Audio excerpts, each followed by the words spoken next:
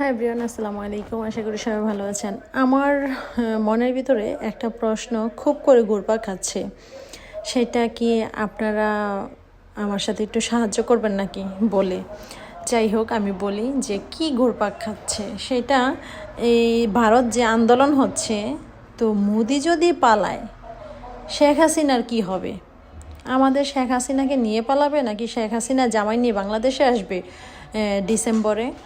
আমার এইটাই ঘুরপাক খাচ্ছে যে আসলে মোদি যদি পালায় শেখ হাসিনার কী হবে, নাকি শেখ হাসিনা বাপের বাড়িতে এসে উঠবে জামাই নিয়ে, ঘর জামাই রাখবে। বুঝতেছি না আমি।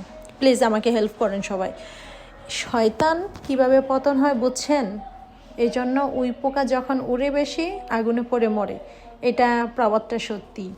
শেখ হাসিনা যেমন খুব বেশি উড়ে ফেলছিল এবং কি বলে শয়তানের পতন হয়েছে, একটা কথাই যথেষ্ট হয়েছে শয়তানের পতন করতে।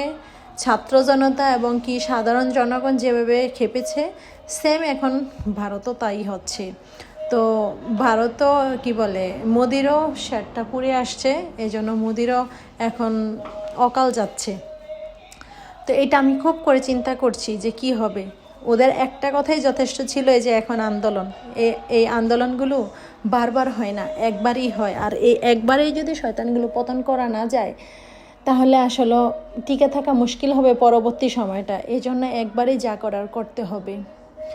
আর ওদের যেমন ককরোচ বলাটাই হচ্ছে এই যে কাল, আর শেখ হাসিনার হয়েছিল যে রাজাকারের বাচ্চা বলাটা কাল। সেম দুই শয়তানের অবস্থা।